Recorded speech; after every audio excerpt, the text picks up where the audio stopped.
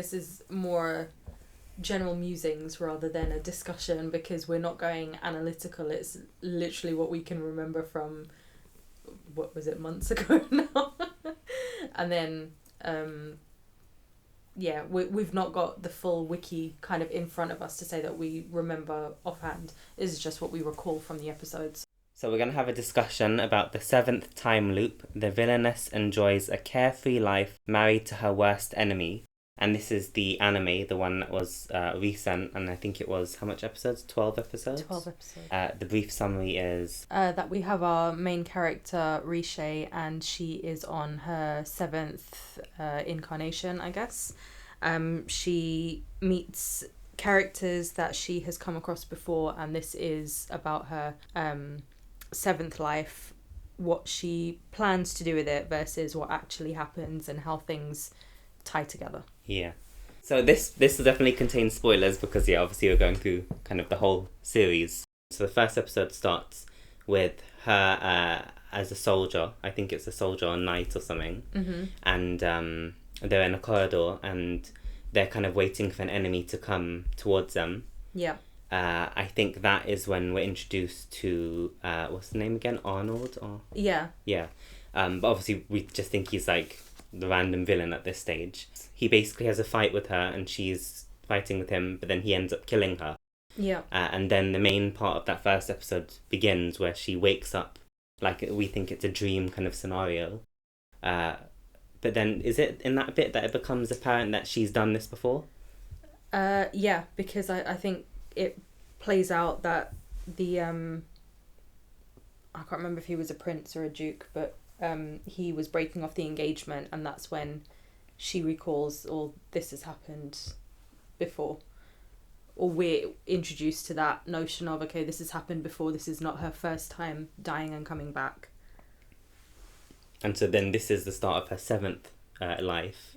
Mm-hmm. And then so from this point I think she then, can't remember what she does though when she wakes up. She's basically kind of in the middle of this guy's speech of how she's a horrible person, and then she realizes, oh yeah, actually I have stuff to do, and she has to make her escape. So she doesn't even wait for him to finish. She just darts off basically. Also, wasn't she in a rush because she had to get to a certain place at a certain time to meet certain people? Yeah, I think she was trying to replay. Yeah, to change the route from the 6th life that she did. So like I think she met the merchants in the 6th life, and then didn't she say like she saw the whole world and she still ended up getting killed, so she wanted to do something different because she wanted to avoid getting killed in her 7th life. Yeah, so I think that's why she wanted to. I think that was her first life though, isn't it? The merchants she met the first life. So I don't know if there was a point where, as she was recapping sort of for our benefit, that at what point she does the recap and at what point she then runs off and comes to the conclusion, oh, well, let me do things slightly differently, because she went a different route this time as well. But then we also saw a recap of each of the times she left. She had time to do something, she didn't have time to do something, she missed them. I can't remember too clearly how that unfolded across the first episode, but we got quite a lot in the first episode anyway in terms of her previous lives and what she had done previously in this setting. But I would say, just on that first episode though, that it was nice for them to start it off with an action scene, like to chuck you right in the middle, instead of a lot of these villainess ones start with the whole, oh, I've been reincarnated as blah blah blah or whatever, and it goes kind of straight into the bit where they're in the engagement or being kind of cut off from the person that they're supposed to be engaged to. So it was quite nice that they put you in a different scene, but also that she wasn't just a damsel in distress. She was actually part of the fight scene, and carrying herself already. I mean, speaking of the damsel in distress, she actually had a lot of moments where she's basically going against all of the norms and everything based on all of her past lives. She kind of knows where she wants to go, kind of thing. So it's like, I know what I'm saying. No, I know. Like you're sort of, it's not your typical. Oh, here's a typical kind of girly girl going through the societal norms of what that character should be like, because she had different jobs that you wouldn't associate with someone who was just going to be living like a cushy life, basically. And she seemed really focused on fulfillment and doing not hobbies, but doing sort of jobs and having careers where she actually really learnt things and got to put it into practice, rather than just sitting back and living like the carefree life, which is why the title is funny, because I think she fully intended to do that in this life, but it just didn't pan out that way, because actually she got a taste of all of the ones that she'd sort of had before. I think, and that is good, because then it gives her that goal that she has this kind of laser focus that no, she wants to achieve something different in this 7th life, and that's because in all of the lives before, I think she gets either murdered because of a consequence of the Arnold, isn't it? The main love interest, but also painted as almost the villain as well.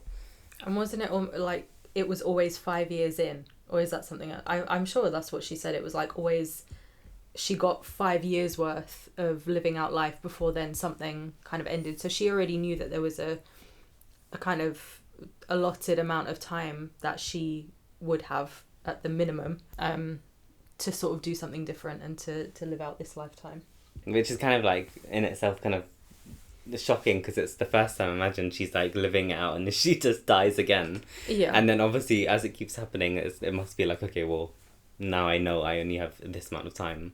What can I achieve? But then each of the professions, I think she kind of masters all of them. So by the time she's on her 7th life, she like knows everything of all of these different kind of skills and everything that she can apply in this life. Yeah, because she retains all the skills as well, which is, again, I think for a 12 episode anime was good, because then it wasn't you starting from scratch and her starting from scratch and key characters forgetting her, even though they didn't know her in this life. Little things kind of added up where they all felt like it was a comfortable connection, and it was like a fated connection, even though they didn't really specify it like that. Like how she ended up meeting Kane Tully anyway. She ended up meeting the merchants, even though she didn't go the route that she would have done to meet them in the first life. So she still connected with all of the people from those past lives and was able to do something slightly different. Yeah, I like that after she meets him in the first life, when she misses him in the second life, because I think she's spending more time packing as she's leaving. Yeah. But it's nice how she kind of says, oh no, wait, I know all of this knowledge I learnt my first life, let me just go and do something with that knowledge that's different straight off the bat. So obviously the anime, I mean, I guess because it's 12 episodes, and I think the light novel or is still ongoing. So I think it's ongoing, but we're shown, I think, what she did for all of her lives except maybe one, I think. And I think the opening kind of alludes to all of them, because you see there's a segment of her having like a showcasing what each of those lives kind of gave her. Yeah. But one of them, we weren't actually properly told what it was. I think it gives the impression from the opening, and there was a part, I think, in one of the episodes that it could have been a bandit. She was part of the bandits. I think in the opening they show her in a kind of, I think it was a brown sort of hooded cloak thing, which in one of the episodes you saw the bandits come and they were wearing the same thing. And in that episode as well, she kind of recognised, I think, when they shot an arrow or something and it was tipped with poison, she knew what it was already. So I have a feeling that the 5th life might have been one where she ended up with them and they're not as bad as they were made out to be, because look, even the guy, he didn't kill them, he just like injured them. So maybe that's my theory anyway. Yeah, I missed that cloak bit. Oh, from the opening. Where she's got her hair's like in a braid and she does like this cartwheel. Yeah, I didn't catch on to that, because I thought maybe it was because where she was like the herbalist and the sort of the apothecary, and they're kind of similar, so I didn't really... I think at first it was like a blink and you miss a thing, but I think after you got to the episode with the bandits and I noticed that they were wearing the same kind of dress, get up, whatever. That's when I thought, okay, maybe, and the fact that she knew stuff about the bandits, like it was implied. I thought maybe then that's probably what one of her lives were. I kind of like her character design too. It's nice when they give the characters pink hair because it's like kind of different to your average. Okay, I'm just gonna give them blonde hair or whatever. It was what was it, Utena and like Gem almost. I'm sure there are other pink haired characters, but honestly, none come to mind. Because I miss your Aikatsu or Kikyo and. But I'll be honest though, when I can't even remember when I put this on. Why I picked this one, but I wasn't really watching for her, so I didn't really notice a lot about her. Wow. Okay, so moving on to some of the side supporting characters. So I guess first we should probably talk about the main love interest. Yeah. What's the name again? Arnold Hine. Yeah, and so obviously he's like a kind of a question mark because he obviously killed her in the first episode, so you kind of have this straight away, this view that he's the villain, she's gonna have to go up against him at some point, probably. And then he kind of has moments throughout the series where he's very kind of rude towards her or other people, but then they also kind of hint that there's reasons why he's being this way too, so it isn't just cut and dry to, he's a villain. Don't they call that like tsundere, or is that something else? That's the type that came to mind in my head, is like he's a tsundere. Mm-hmm. Should I Google it? Let's Google it, tsundere. Yeah. Shall I read it out for the audience, shall I? Tsundere is a Japanese term often used in anime and manga to describe a character who initially presents as harsh, cold, or even hostile, but gradually reveals a warm or more affectionate side. I think I put it on for him. The show. I can't remember that. I mean, most likely. Yeah, but he didn't remain the interest for long. But anyway, he I think the way that they did his character though, I think you could still read from the beginning that he was going to be a character that was, going to be your typically mysterious, is a little bit cold towards her but falls like quickly, but isn't going to give you much in the way of like a very romantic lead or anything like that. So it's going to be a little bit not dark but more mysterious. So that's what carries through for like the whole 12 episodes, and you're kind of just hoping that these two characters come closer together, but that they're not going to end up, completely falling for each other and married by the end of it, kind of thing.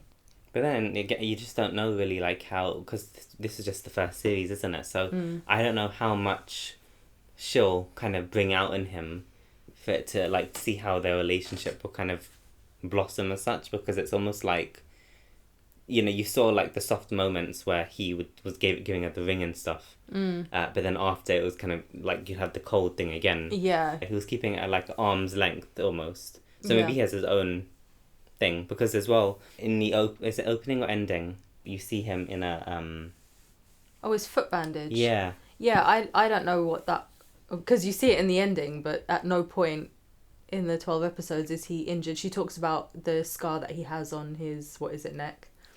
But there's nothing about his foot injury, but it's like the whole ending is it's bandaged and then it's bandaged less and then it's like healed, and I don't know what that was supposed to represent. That could just be symbolism for how he's a what's the word? He's a hurt person, but she is healing him like progressively. But also with his character, I kind of got the impression that within the first few episodes, it's almost as if, didn't we think that, maybe he was going through his own time loops, like he was repeating stuff to try and avoid whatever was happening in each timeline, even though they didn't, address it in this series, and I don't know if they'll address it in the actual manga, but that's the impression that I got. Yeah, because it's almost like the amount of time she's seen him in all of her lives, you kind of hope that he somehow remembers that or registers that. But then again, I mean, would he then feel some sort of remorse for like killing her in the sixth life, you know? But I don't know, maybe there's some weird thing where he has to save her somehow or something. Maybe that's that's the thing, is he knows that the only, I mean, this is far-fetched, but it's, if he knows that the only way to have a do-over is that she has to die, then probably he kind of seems like the character that would have to do that in order to activate a new thing. But we could be wildly wrong. But I don't know. There is this feeling that maybe he either knows, he has some kind of knowing about her, or that he's going through his own loops as well. Mm-hmm. And maybe he doesn't know her and he's going through these loops, but he hasn't retained the same memories. I don't know. Yeah, no, that could be also a thing. Because I mean, either way, he is kind of going through a loop anyway. If she's going through the loop, like they're all kind of going through a loop at the same time, you know, even though she's the only one that remembers it. Yeah. Yeah, because he shows up at the right moments, but not in a way where it's just like, oh, he's done this before, like how she reenacts certain things. It doesn't seem that way with him. Mm-hmm. And then we have his brother. Is it his brother? It's not his stepbrother or anything, it's his brother. Yeah, I think it's just his brother. Yeah.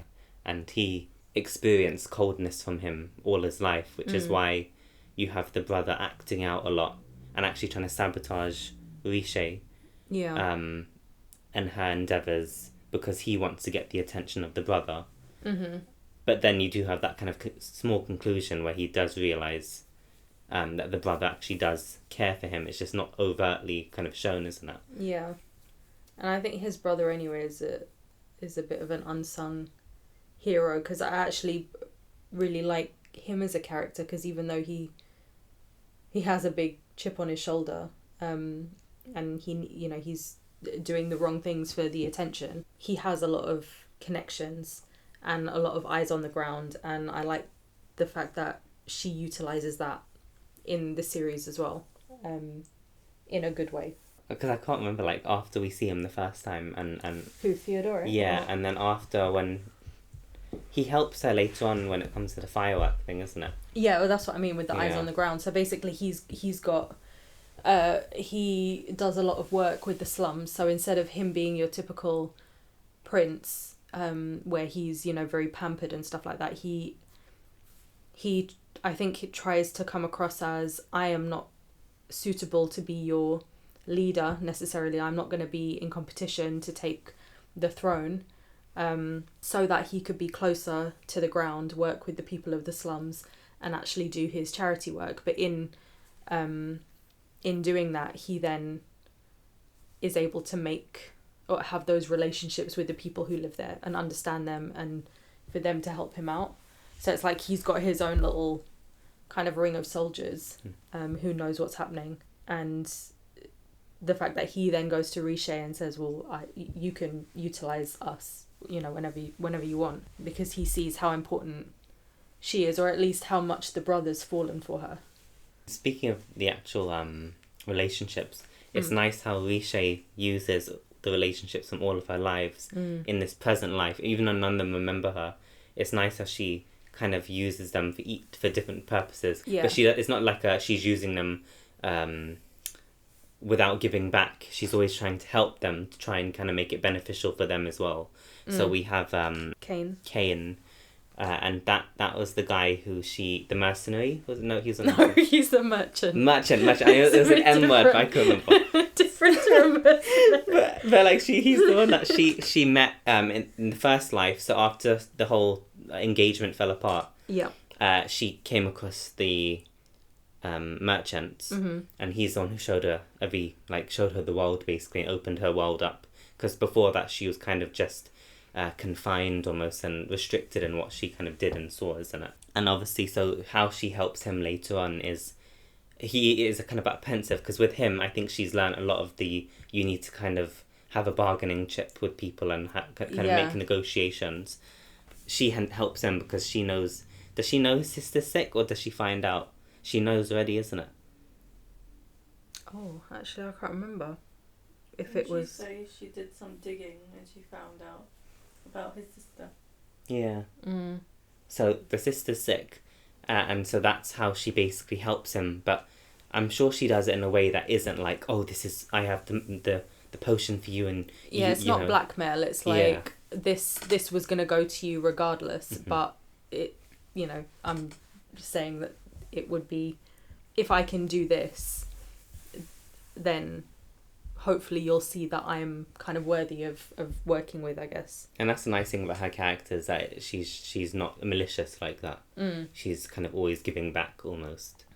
Because even I think with the maids in the palace, she tries to empower them instead of just like belittling them. Because I think she also worked as a maid in one of her lives. So she made, I think, a nail polish business, was it? Yeah. And that was like a startup for them as well. She was very supportive with all of them. Yeah, even the one who, I guess typically you would have thrown out because she was being rude to the junior maids, but instead she made her essentially a trainer of the housemaids. Yeah.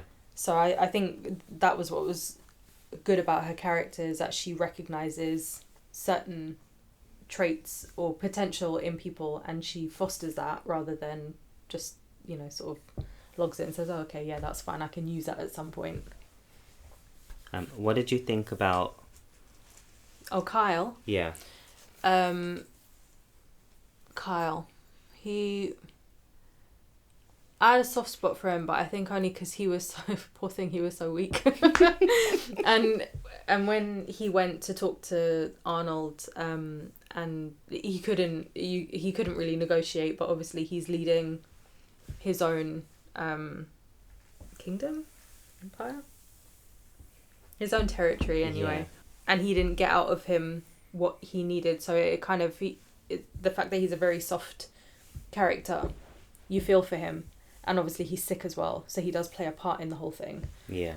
But he's a very likable character, but not because he's particularly helpful. In that sense, he's just sweet, like a sweet character. And I think one thing is, because of Rishe being the link of all of them, it's nice then seeing how she kind of lifts all of the characters. So you have Kyle, who is, you said he's like weak and stuff, and I remember he tries to go to Arnold to ask for something, I forgot, to do with the kingdoms. And I think Arnold was very much like, no, like shutting him down. But you could see that because of Rishe's presence, she kind of made it that both of them would have like a seat at the table almost, like, so she helped that negotiation kind of go through just by her interactions with them, and she softened Arnold. But that's why I think as well that the theory of him having his own loop also makes sense, because in the scene where he's having that meeting with him and then she excuses herself and Theodore kind of comes in and he does that little like obvious wink, like, oh yeah, I've done what you wanted me to do. And it was like everything, it's like she had set up everything, but he was also looking like, yeah, this was obvious to me, sort of. So it's almost like he already knew what was going to happen, and he was just kind of letting them play it out. And again, Kyle was just in the middle of I don't think Kyle knew what was going on necessarily, but he was just in the middle of it. But that's how it came across anyway. Yeah. And then, so the last character, I guess, that we'll cover, I mean, there was kind of more characters, but the last main major one was Michel. Yeah. Michel. Yeah, so he is from one of her lives as well. I think it was her second or third life. He was her mentor. I think an alchemist. Yeah. And so at first you think, okay, this man's kind of kooky. He's kind of like, he's going to kind of cause a lot of damage. But then you do get his backstory. His father hated him because I think his mother died in childbirth. And he kind of told him something like, you kind of bring doom to wherever you go almost. And because of that, in each of the scenarios, I think then war broke out at one point, and the lab he was working for, all of the scientists died except him. So again, it kind of reinforced that thing, like he is doom. But because of that, then he developed the black powder. And so he was trying to find a use for this. I feel like he already knew what the use was going to be in his mind, that it only had one use. But he was trying to find the right person that would kind of let him use it in the way that it's intended. And I feel like he said something at one point anyway about, or she did, about things having only one use, and maybe sometimes it's not it doesn't have a good purpose. And that's why she showed him that it could be used as something nice instead of just as he intended it to be. But in meeting Arnold, he thought, oh, well, this guy is ruthless because he was so cold to... I was going to call him Keisha. To Kyle. That it basically cemented for him, okay, yeah, this is the kind of leader that I need to meet and be connected to. And that's why he asked Rishe to introduce him to him. Because he thought, well, if I can appeal or connect with this kind of cold-hearted, ruthless leader, I can finally give this thing a use. And that's what I liked about her as well, is that she kind of brought that kind of positive, she turned the situation around to make it positive, because he thought, oh, okay, this black powder I can only use for destruction. And then, like you said, she was actually like, oh, no, wait, I have an idea. And she managed to turn it into fireworks, which is more like, joyous and the opposite of destruction. That, for me, that was a... what's the word? Like, I when they kept on saying, like, black powder, I didn't think in my head it was gunpowder they were talking about. Yeah. I thought it was some, like, don't know, special. some poison or whatever. The second time round, it clicked. So when they actually did fire, I was like, oh, that's what they meant, black powder. I was like, okay. And I like that she basically, again, proved to him that there's, like, a different meaning. It's not all just doom and gloom. That there's, like, you can flip a situation around. Which is another nice feature of her character. So really she was like a kind of revolutionary to most of these characters. She kind of changed a lot of their lives around. But what do you think? No, I think, yeah, she's like headstrong, but also very smart. And I think that's how each of the episodes kind of unfolded. It wasn't just about her kind of going with the flow of whatever this new life brought. She was almost like one step ahead, because of the fact that she already knew the movements of some of these people. And then each episode kind of just gave you like a plot twist, but not like a severe plot twist, until you got to like the fireworks bit where everything then came together and you thought, oh, okay, yeah, that was a nice kind of roundup, a nice little conclusion. So you weren't really left hanging with anything to say that, oh my god, I need a second season because this wasn't resolved. But speaking of second season, I think... what would you expect, or what would you want out of the second season?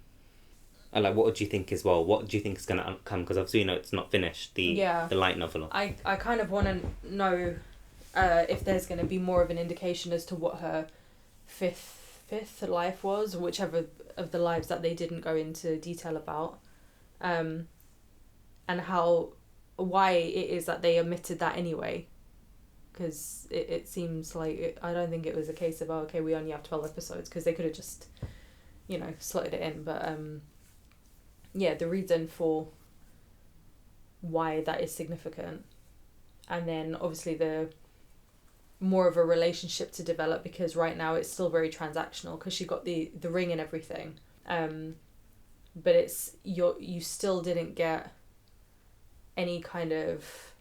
Not that you didn't get any emotion from him, but you don't really have much romantic emotion from him. It is still very, like transactional. You can kind of see that he's tries to kind of, in his own way, I guess, try to show some sort of... Yeah, but right now it's just kind of, you can, they're both, so it's almost like they've just got this sort of wall kind of in between them still, where they're neither one are falling completely.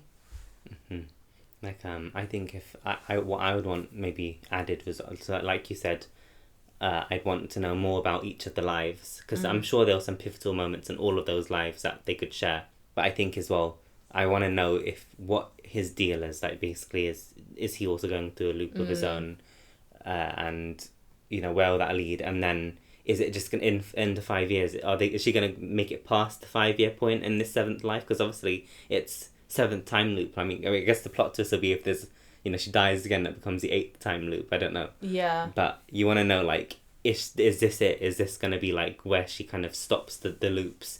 and actually rights whatever wrong is happening. Because there's obviously a reason she keeps being reborn.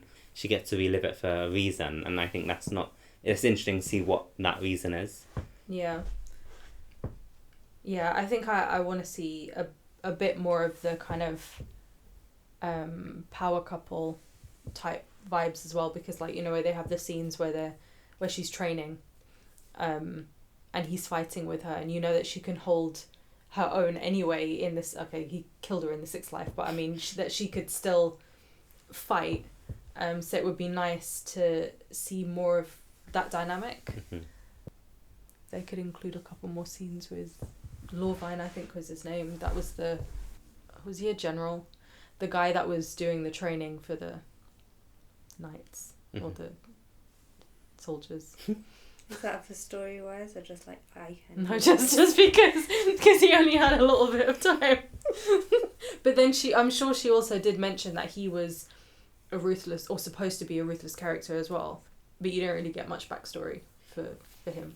Also, why is it always him that is the reason that she has to go through this, you know? Is she supposed to change him, or is she supposed to kill him, or, you know? So I feel like there's something clearly just those two as a destined kind of fate thing, but we just have to see what it is that they have to untangle almost to kind of move forward so they can both get old, you know? Yeah, I think it probably doesn't help that I watched this, I watched it for the second time with you guys, but the first time I watched it, I think I watched the one about Raeliana afterwards, mm-hmm. which was very similar, and there was I feel like sometimes I confuse the two because I did finish reading that manga, and I don't know how that like concludes, but I think there's definitely more to explore with what his cycle is like, or at least from his point of view in those 6 lives of hers,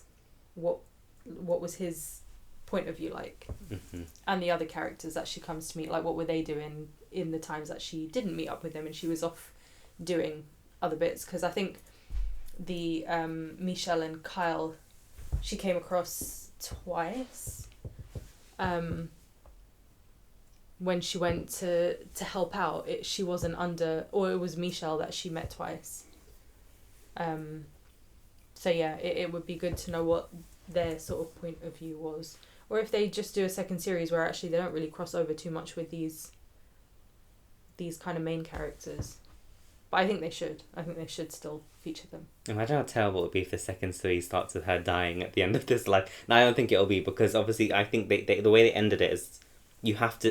we're so invested in this 7th life that I feel there was more that you have to see from this life, you know? Yeah. I think you kind of summed up what was in my head anyway. I think the main thing that I think for the second season is just to explore their connection, like what is their connection with each other. What I want to see in the second series is the cats. In the opening they had so many cats and there were no cats at all in the actual... Oh yeah, that's true. Yeah, that is true. Didn't we say that the link is about the whole 9 lives, so if she's on her 7th, maybe it's something surrounding 9 lives. Imagine we have like more lives. It's just to die more times. Yeah. I was just expecting to see a nice cat and I didn't see a cat at all. It's true. No, that is true, because what we should have done really was to do a recording of when I showed you guys for the first time and you were making that kind of running commentary, because I knew none of that was going to come from the 12 episodes you were about to watch. I knew nothing was going to happen, but it was fun to hear what you guys were expecting from it. So maybe next time we do a show, maybe then we'll do it like episode by episode instead of general. Yeah, because I feel like you could have probably done that with Major's Bride for me, because I was so confused from the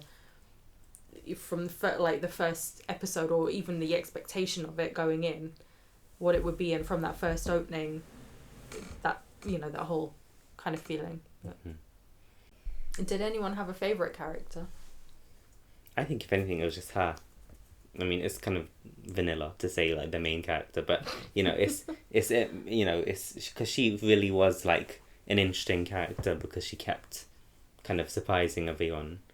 She wasn't just kind of I'm here and I'm just gonna walked into all of these scenarios. She kind of like had a plan, and she was trying to actively change a lot of things. And it's nice that she knows what's going to happen, but no one else does. So it's like she's trying to go her own route of trying to make things different to how it happened last time, which is interesting. I don't think I had a favourite. I think maybe the brother, after his, the first few episodes where it's like, you don't know how to take him. I think he was a light-hearted character. Now, he had layers, and you kind of want them to explore more of these layers, I think. And that's, again, the constraint of these 12-episode seasons, is that you get a lot of the kind of relationships kind of jam-packed and thrown at you, but you kind of want to see it in depth. Yeah, I think it's always better if there's, a 24 episode rather than a 12, just to get a little bit more background, I think, and each of the episodes fleshed out a little bit more, because you really only got 24 minutes ish per episode, so it's you can't really get a lot out of 12. Mm-hmm.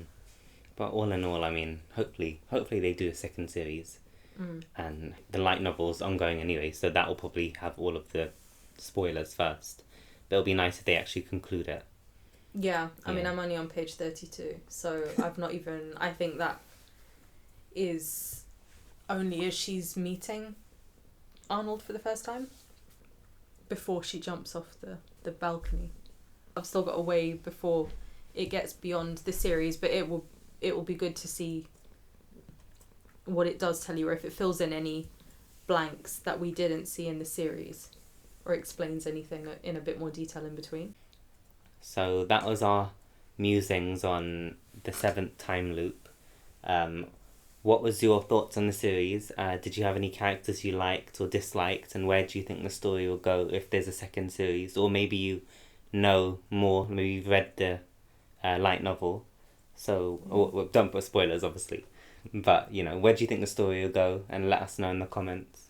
Yeah, I mean, maybe everything that we said was completely wrong. Yeah. So for someone who analysed it a little bit deeper, so also share that. Share your theories, yep. Mm-hmm. Oh, we didn't do my favourite character. Oh. Who is your favourite character? I think if I'm thinking with my, I can't remember which side of the brain it is, but Theodore, I think. Oh, the brother. Yeah. Because I think he was quite funny. But also very well connected, and you could see that he would do anything for Rishe. Mm-hmm. Yeah, so I think I liked him best. So I'm glad that's all out now, so we can end the podcast. Okay, so see you next time maybe, who knows, this could be a flop, so goodbye.